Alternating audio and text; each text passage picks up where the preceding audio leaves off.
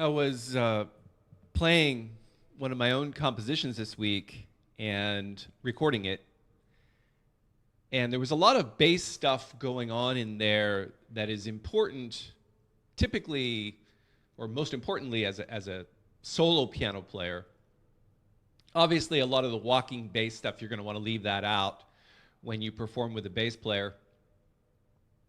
But I think it's important to go over a lot of the left-hand stuff that you can do that's going to make your playing a lot more interesting. And that's really what I wanted to cover today in the live stream. Thanks for joining me. It's Paul Tobey here from JazzMentl.com.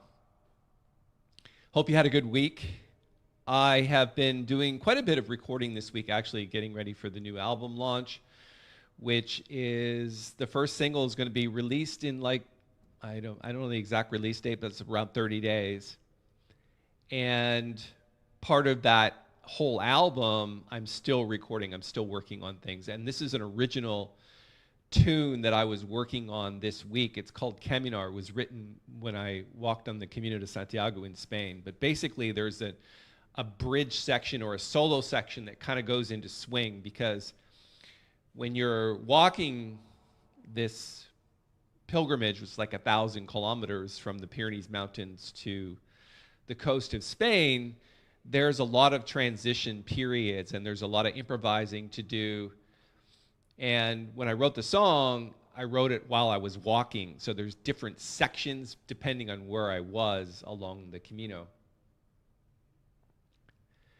One of the things that I wanted to talk about today, obviously, in addition to just the sort of left-hand walking bass, was all the different types of styles that you can incorporate into, if I get my microphone set properly so I can talk, so that you can incorporate that into your playing. Any questions that you have, obviously, I have the chat open here, so one thing is just kind of let me know that you're here. It's hard for me to tell unless you actually chime in and say something because I don't really look at analytics while I'm going through this thing. Alan, thanks for joining me again. Good to see you here. There's a question already. Would you comment in some detail, if it's okay with you, on how to capture that swing rhythm, which is difficult for us on amateurs? Yeah. We talked a little bit about that last week, the whole kind of swing thing, and I know that I started off by doing that.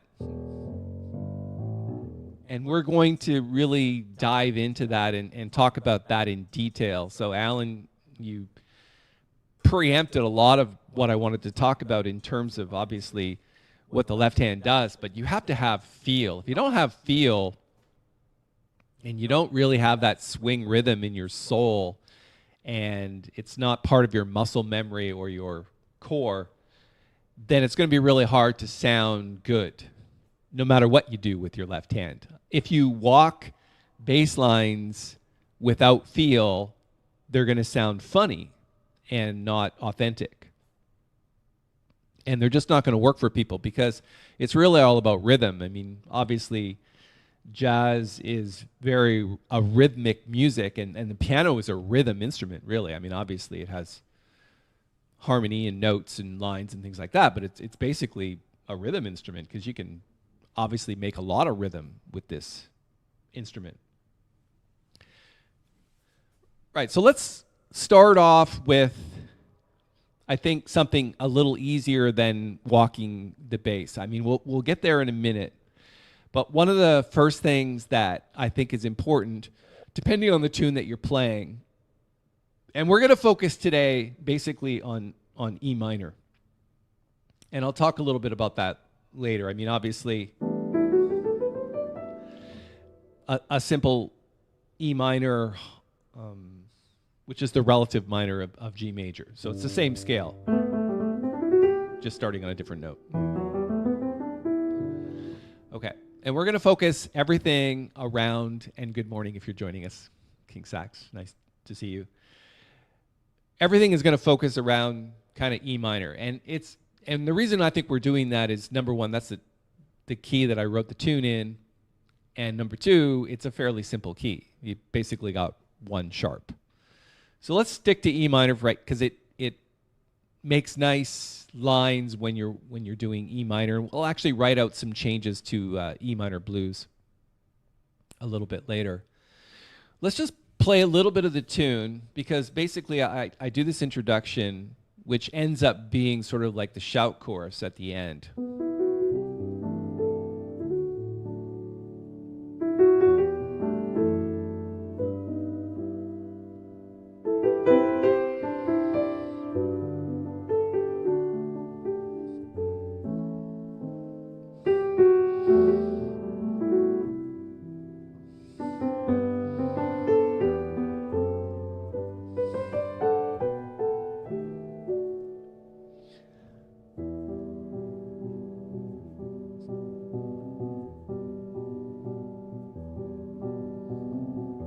So right away, you can see that that left hand is covering rhythm. In the introduction, basically all you're doing is kind of not reverse, like semi-stride. Stride piano was when you would basically plunk down octaves in the bass and play chords.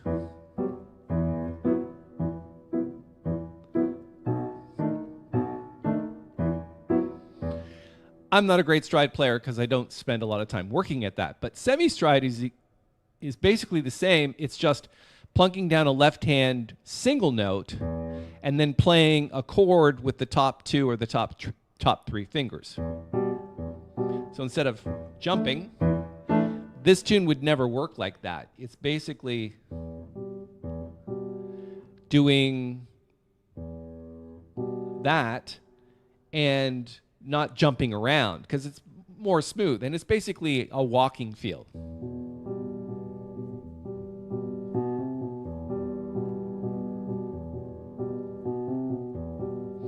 So I want to encourage you just to think about that stride situation in any context. It doesn't matter what tune you're playing. I don't know. Let's do Nancy with the laughing face. See the left hand? Plunks down a bass note, then plunks down a part of a chord, or like a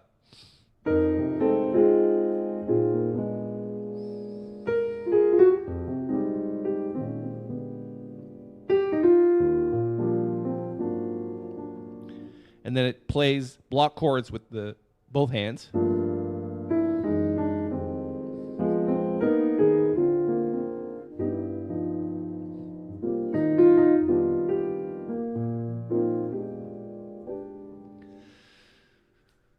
Hey, Jess, thanks for joining us.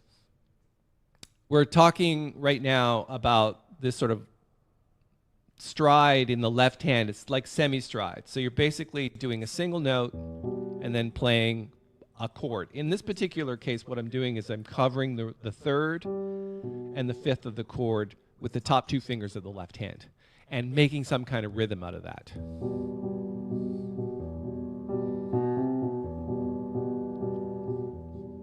And then the right hand comes in with the tune on top of that.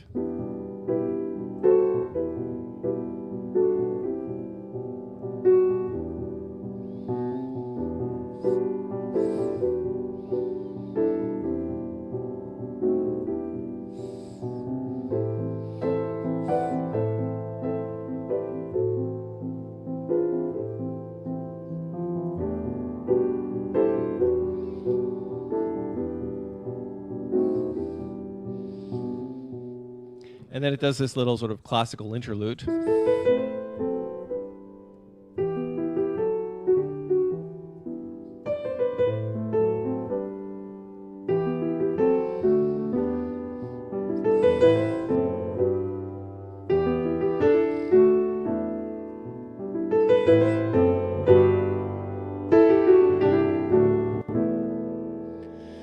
And I'm basically improvising there. So I think it's important to know that when you're playing jazz, it doesn't matter how the tune is written. You could memorize a billion ways to play, you could memorize a single way to play a song, but when you go to concerts and you go to play that for the public, it's very difficult to memorize everything that you do. So basically, you've got a general structure. So I know here that my chords are this. Just basically almost cycle of fifths, right? So anything I do with that, and I can improvise over top of that. I could change rhythms.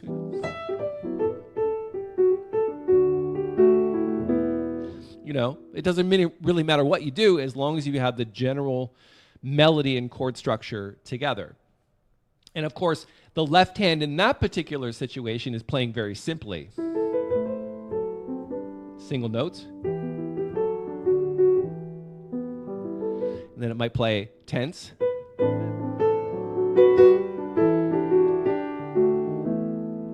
Then it might go down an octave.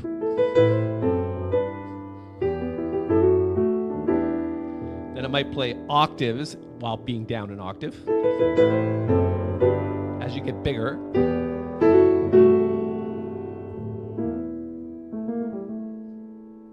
Okay?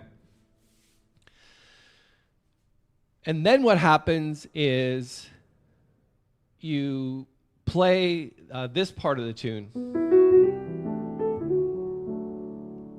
Actually, no, there's a section before that, which is kind of like a free walking section. So it goes back to this.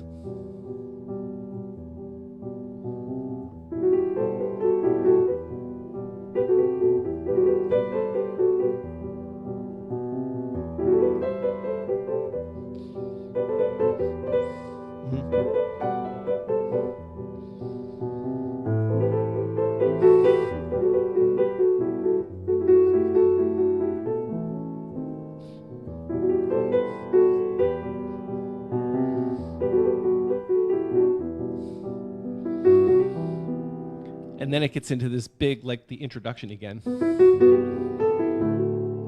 Change the rhythm.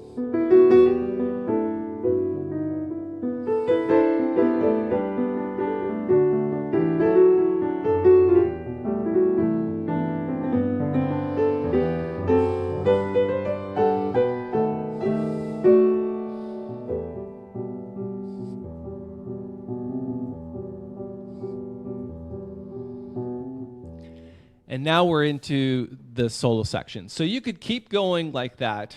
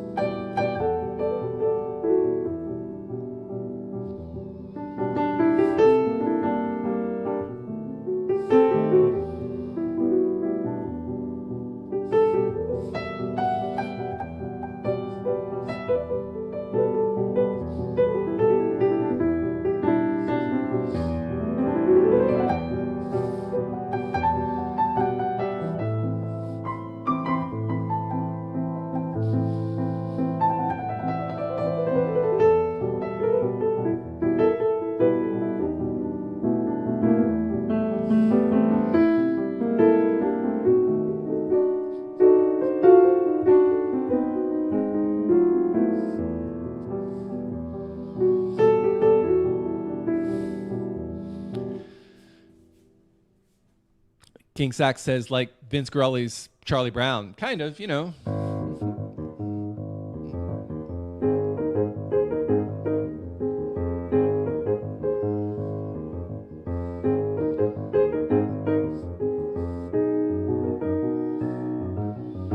You know, it's kind of like the same idea where the bass is quite strong. And that's really what I think the point of today is. I think a lot of piano players overlook how great the left hand can make everything sound if you kind of get your stuff together a little bit. So we've talked about a few styles. The first one was this sort of stride or semi-stride, right? Rocking the left hand. And then we talked about it sort of just playing very simply by accentuating certain notes that help the right hand out.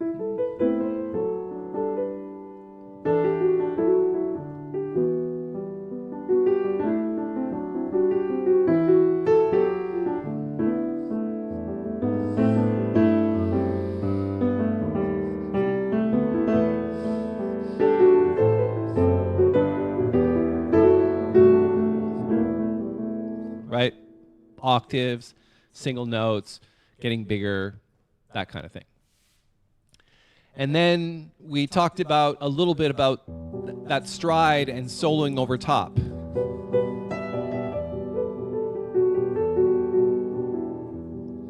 So what I want to do now is I want to transition into this. The way I started the tutorial today by just playing a little bit was this left-hand walking bass. So essentially what I do in the tune is I go like this.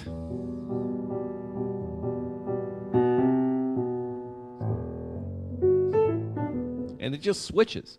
Why? Because that's what the Camino de Santiago was like. 1 minute you could be walking along, I don't know, this lovely goat path, and the next thing you know, you're in Burgos in the middle of traffic. Like, I mean, it's a very strange Camino in that regard. So basically, this section of the tune was, I was at a street festival and musicians were jamming. So at this point in the tune, I just want to jam, right? So I'm launching into swing.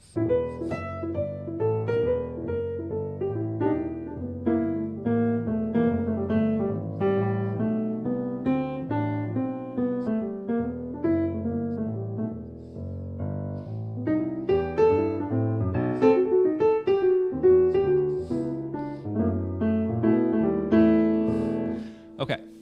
And the chord changes, I want to talk a little bit about that because I think it's important to discuss the actual harmony that's going on here for those of you that are not just trying to be entertained, but just trying to learn piano. I think it's important to look at what we're actually doing in terms of chords. So I'm going to throw up some sheet music, and I'm just going to quickly write. I need to grab the mic so I can keep talking here.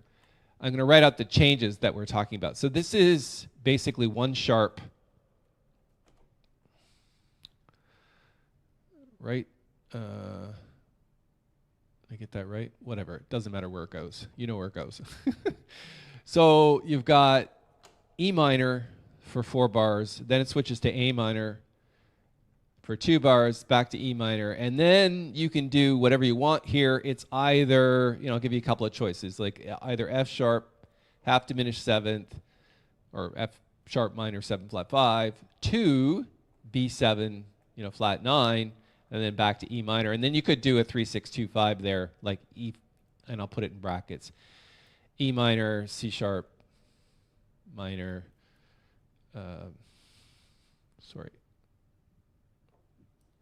let's go C sharp minor, and that's supposed to be, there.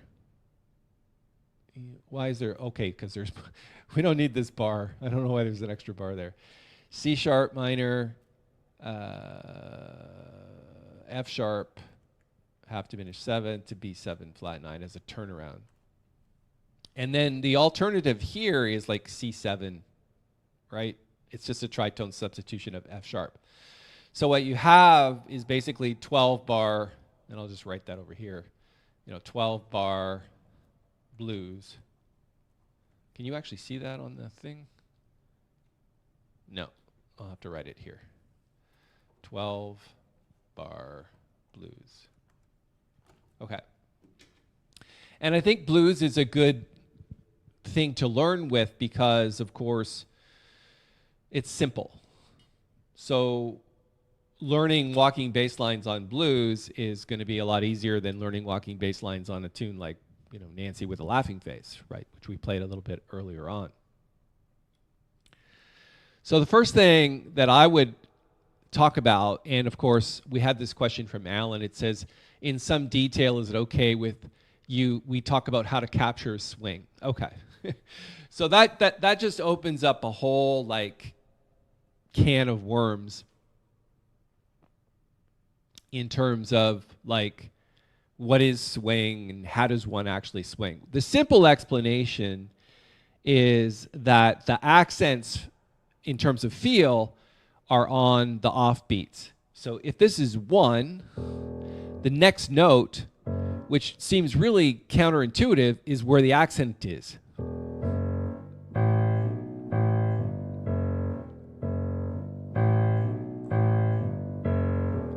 So what I'm doing is I'm really accenting uncharacteristically how I would actually play it, but just to kind of make a point in terms of where is the accent. So it's on 2 and 4. It's not on 1 and 3. It's on 2 and 4. And then when you're playing right hand, it's on the and of the beat.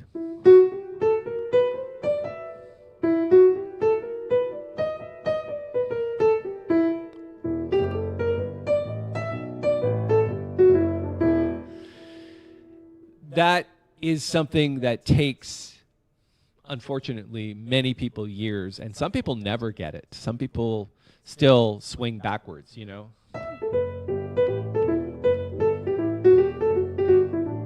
You know, it sounds like rickety-tickety music. Whereas jazz, if you start to feel that sort of backbeat, and you know, you go to concerts and you see people clap on 1 and 3 and you just shake your head. It's like, oh my God, how did they get there? Because you can't feel it any other way. It's like 1, 2, 1, 2, 3, 4. It's always there. 3, 4, 1, 2, 3, 4.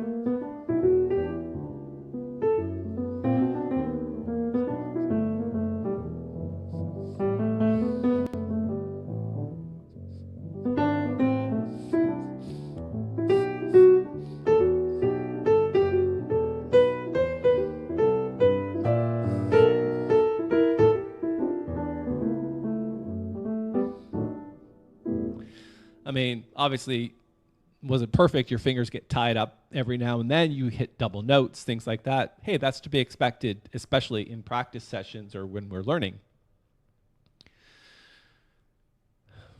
I think the easiest way, obviously, well, okay, so not the easiest way, maybe the most efficient way to get swing into your playing is to basically listen to somebody else do it and then try to copy it. Try to feel it the way they're feeling it. So if you replay this live stream, we can just play left-hand bass.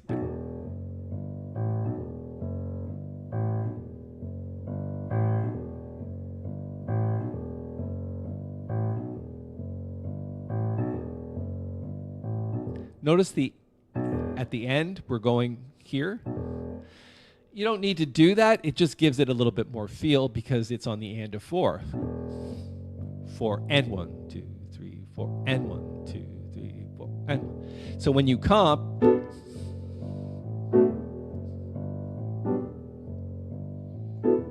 and you can comp on the end of 2 and the end of 4.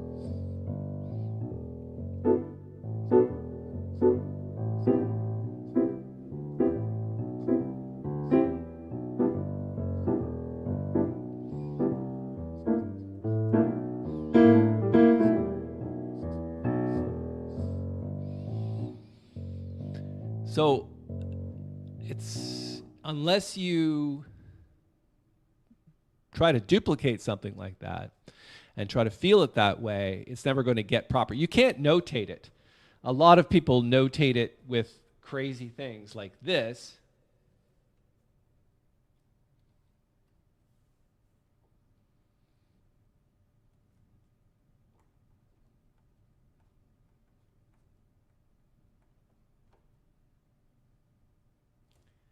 Which is totally incorrect. I mean, that's this.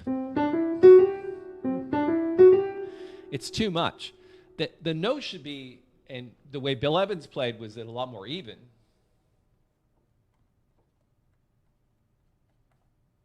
Basically just eighth notes, but the accent is here. Okay, on that note.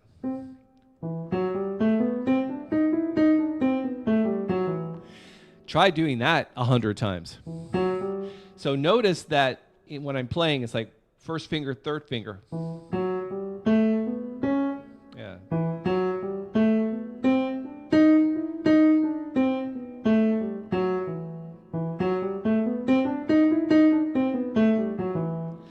getting your fingers used to where the accents are. Otherwise, it's never going to sound swing unless you've got the accents. Just understanding that the notes are not perfectly eighth notes, they are swing eighth notes, is step one. But the really big part, again, is that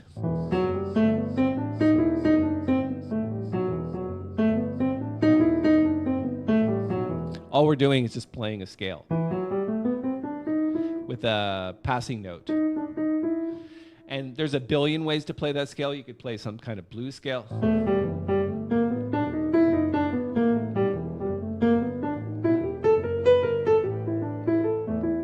Okay?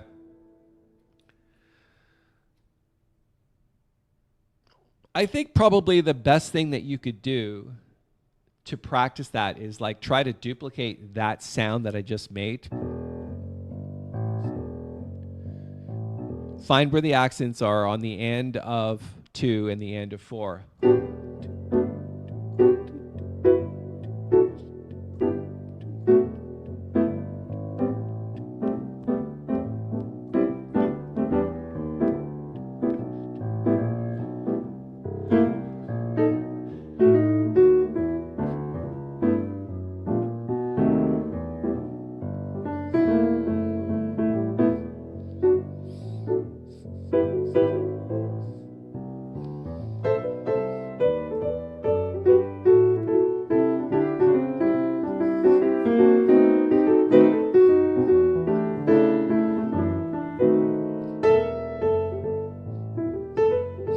And when you get comfortable with it, try playing some type of scale or notes over top of that that uses the eighth note swing.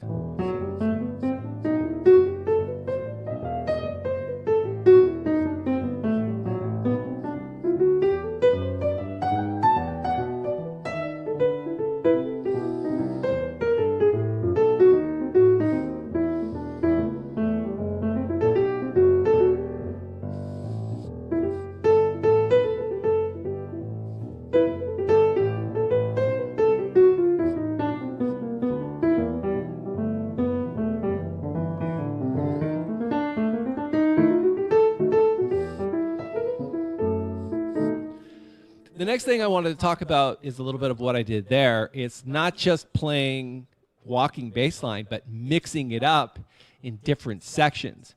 For example, we could start off walking a bass line, and we, instead of just doing this,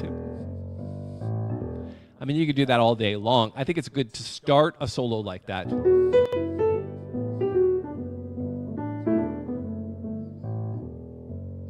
But then eventually what you want to do is walk an entire bass line up a scale.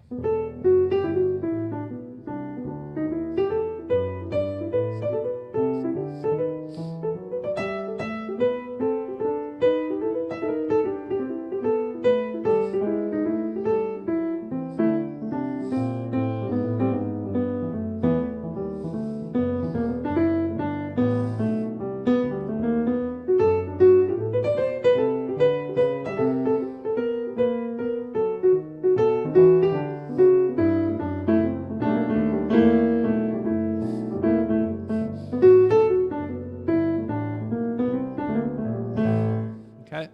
But you could walk all day long. It's not interesting enough. So what you need to do is in different sections, try another bass technique, which is the next one I want to get to, which is basically playing chords from the scale. Okay, how do we do that? So the scale, and I probably should write a little bit of this.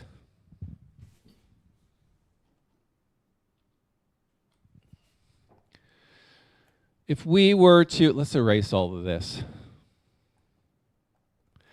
And let's just go back to E minor chord here. And let's just play a scale, which is essentially, and if we did it with eighth notes, it would be this, this, this, this, this. Sorry. I know that I need a little bit more room here, so I got to erase that.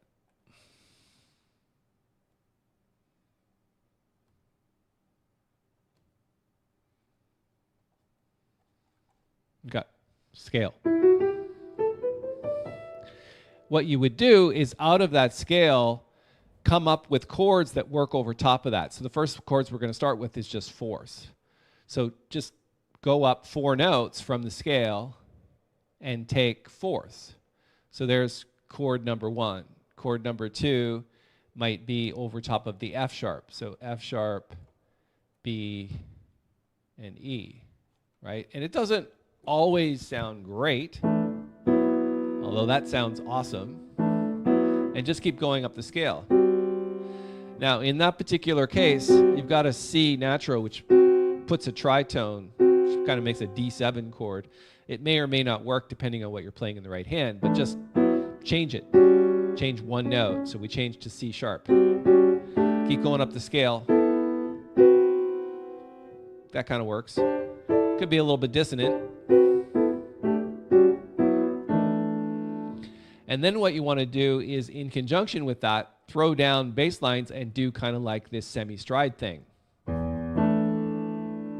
Or just playing 1 note.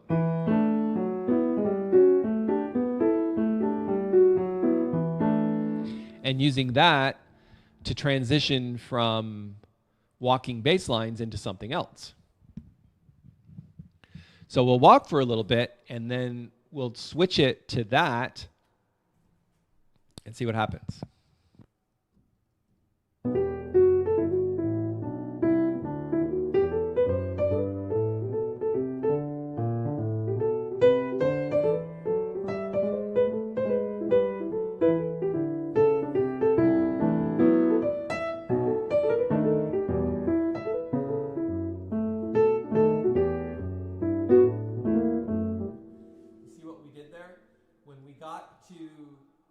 Last 4 bars, we plunked down a bass note, played a chord in fourths from the scale.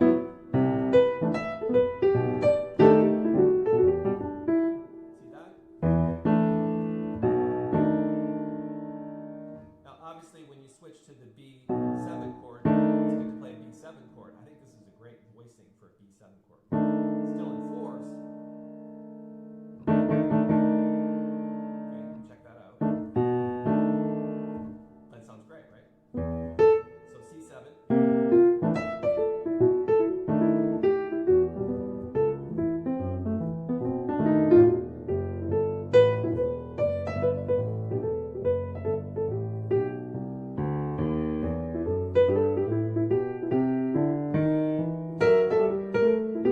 Notice when I'm coming up the scale, I'm actually accenting a note that isn't even part of the scale.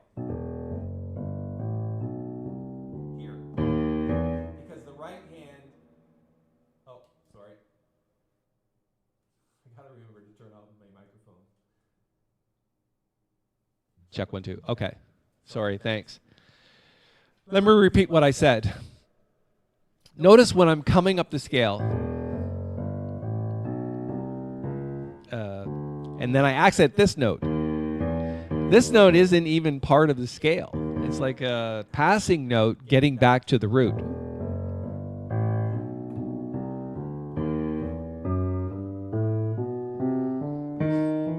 Right? And when you're playing, that sounds cool when the right hand isn't doing anything. You can even anticipate it, right?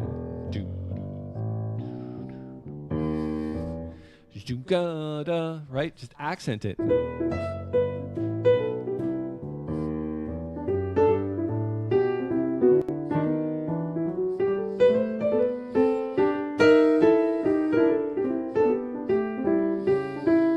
Okay, so, and then what I did was, when I got to the C7 chord, I switched to semi-stride, right?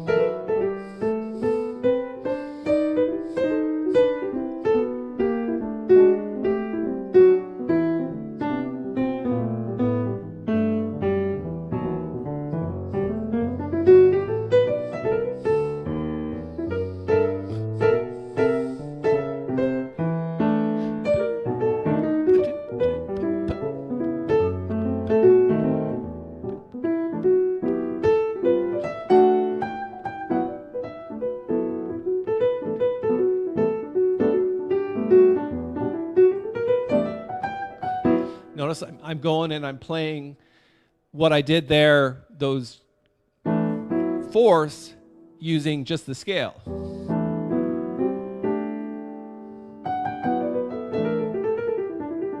Okay. So there's a lot of stuff there. I'm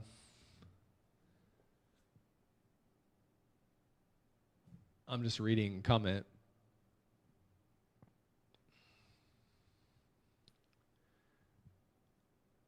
Tenor soloist with Woody Herman's 1963.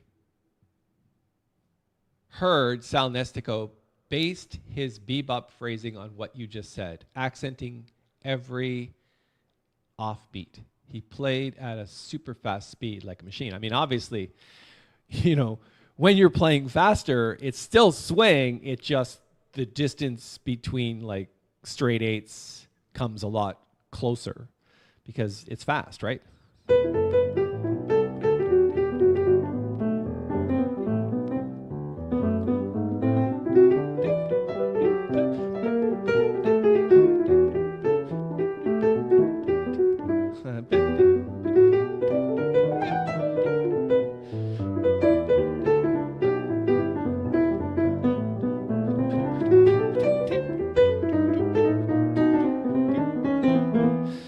Really like shed that before I came on this call, but I think it's a good point. It's like if you accent at a slow speed those and beat, when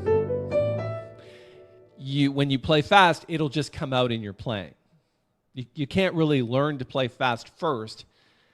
I hear a lot of people play super, super fast on the Jazz Pianist group, and I'm like, oh my God, that's like, a lot of it sounds great. I mean, it's very technically proficient, but then I'm like, does it really swing? And I think that's really what we're trying to accomplish here. Because swing doesn't apply to just swing. It applies to every genre of music, bossa nova, rock music, whatever. Everything is on the and of the beat. Unless you get that, unless that's the way that you approach any type of modern harmonic music, like jazz or jazz or blues, or even classical music, to me, because a lot of this tune that we've been playing is classically based, and it still swings.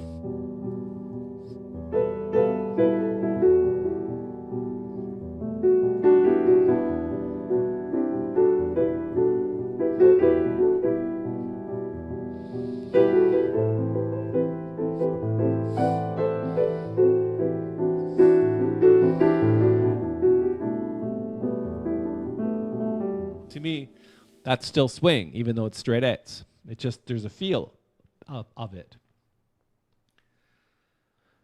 Okay, let's play the tune, and as I'm playing through the tune, I'm gonna just kind of give you what we've been talking about with the bass as I go along, if I remember to do it, right? So the tune starts off basically like this.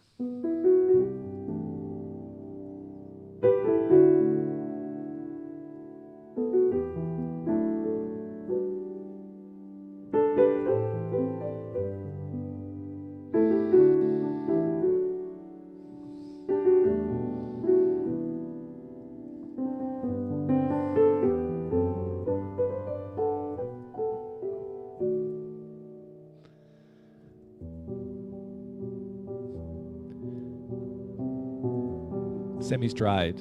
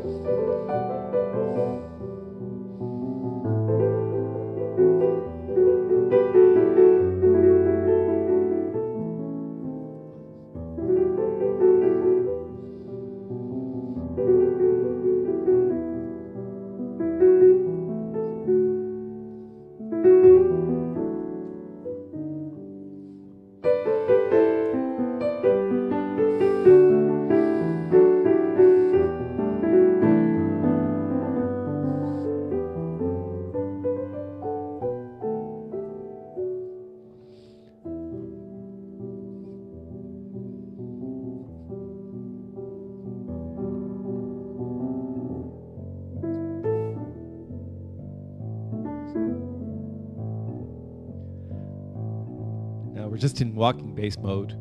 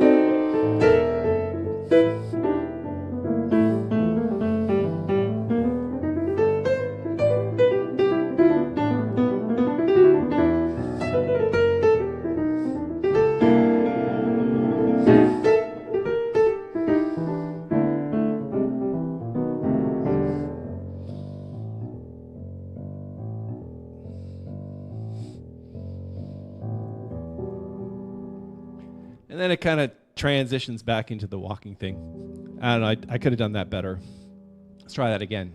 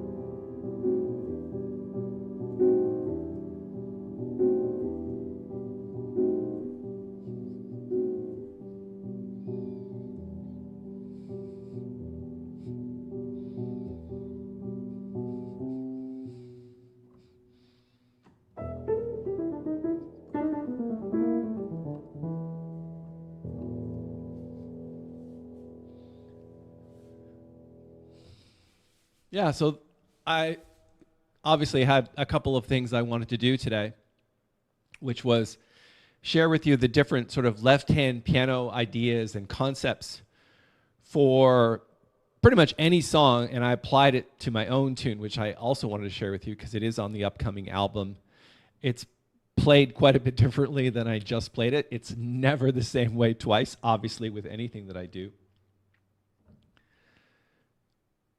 But as I was recording it this week, a lot of these sort of left-hand ideas started coming up, and I'm like, oh, I need to share that with you because you need to know this stuff if you're ever going to sort of progress as a piano player. The left hand is so important in terms of rhythm to everything that you do, and obviously it lends itself to harmony as well.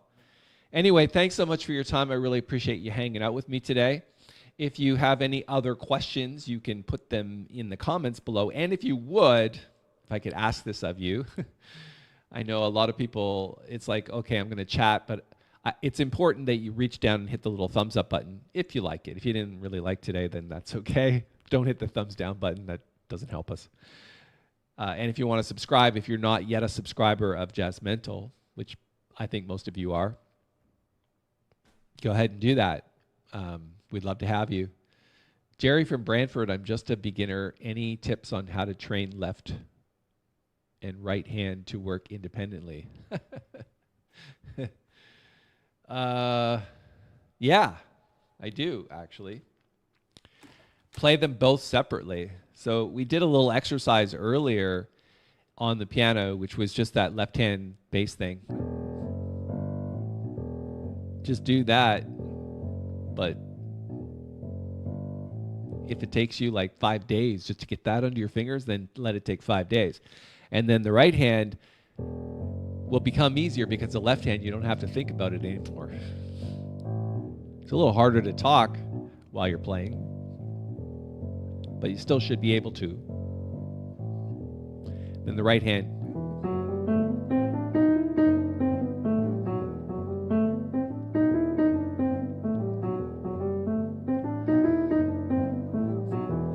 If you just do that and swing it and the accents are in the right place, pretty simple scale.